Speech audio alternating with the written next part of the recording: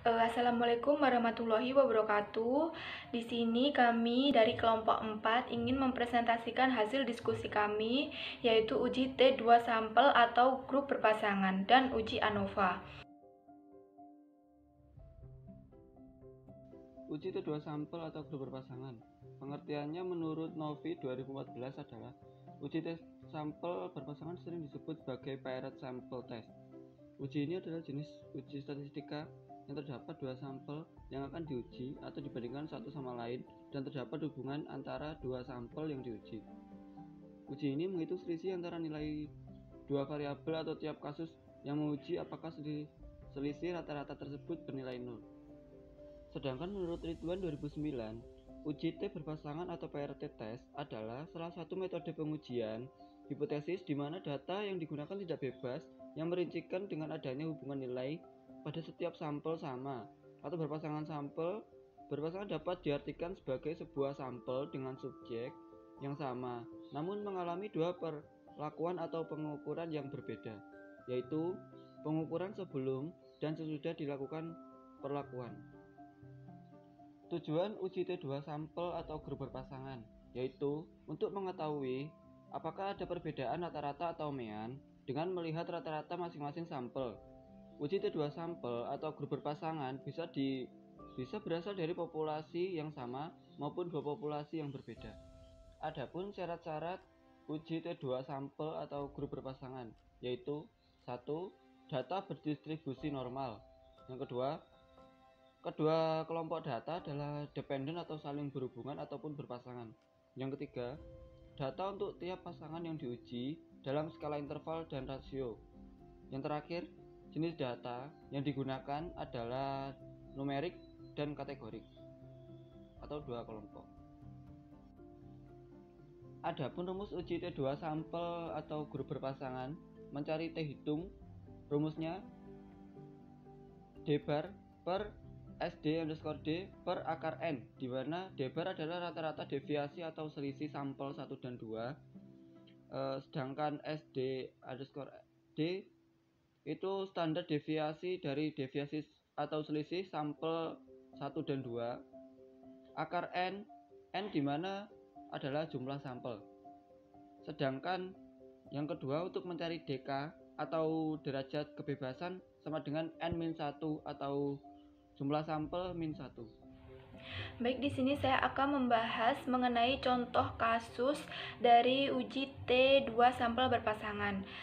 Contoh kasusnya, pada suatu kegiatan rekayasa genetik dilakukan pengembangan tanaman tomat transgenik mirakulin, gen mirakulin atau memodifikasi rasa asam menjadi manis. Sebelum tanaman dibudidayakan secara luas, dilakukan sebuah penelitian untuk mengetahui potensi keamanan hayati tanaman tomat transgenik mirakulin melalui pengujian dampak tanaman tersebut terhadap populasi mikroflora, yaitu bakteri, jamur, dan Actinomycetes. Pengamatan populasi mikroflora dilakukan dengan menghitung jumlah koloni sebanyak 2 kali, yaitu sebelum penanaman tomat dan setelah masa panen tomat. Adapun metode eksperimen dilakukan pengulangan sebanyak 8 kali.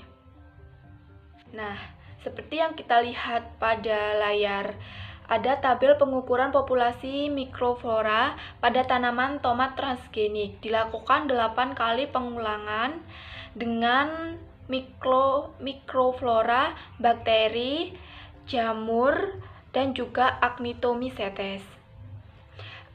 Kemudian tentukan apakah terdapat perbedaan rata-rata pada masing-masing populasi mikroflora sebelum penanaman dan setelah masa panen tomat transgenik mirakulin. Di sini selanjutnya ada langkah-langkah uji T2 sampel atau grup berpasangan. Langkah yang pertama, kita menentukan hipotesis, yaitu H0 tidak ada perbedaan populasi bakteri sebelum dan setelah penanaman tomat transgenik. Sedangkan H1 ada perbedaan populasi bakteri tanah sebelum dan setelah pengamatan tomat transgenik mirakulin. Nah, di sini ada selanjutnya langkah yang kedua, yaitu menghitung T independen.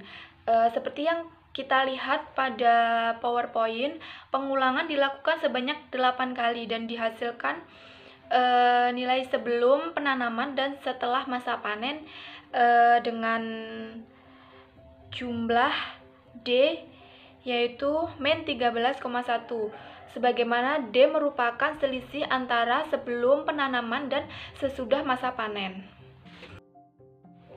Nah, di sini langkah-langkah kita mencari T hitung. Yang pertama kita menentukan D rata-ratanya, yaitu jumlah D dibagi jumlah sampel mendapatkan hasil min 1,63, sedangkan standar deviasi dengan rumus tersebut mendapatkan hasil 0,93. T hitung dengan rumus tersebut mendapatkan hasil min 4,94547.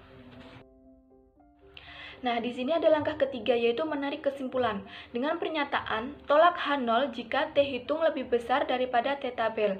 Terima H1 jika T hitung lebih kecil daripada T tabel.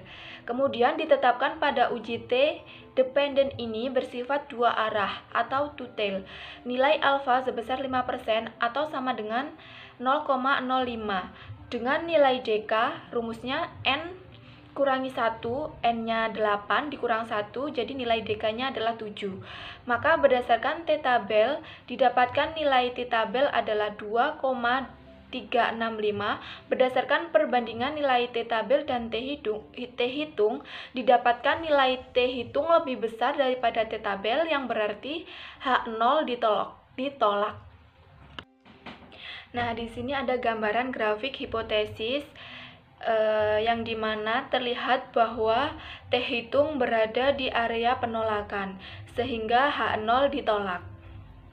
Selanjutnya menentukan kesimpulan, yaitu rata-rata populasi mikroflora, yaitu merupakan bakteri sebelum dan setelah penanaman tanaman tomat transgenik, memberikan pengaruh yang signifikan.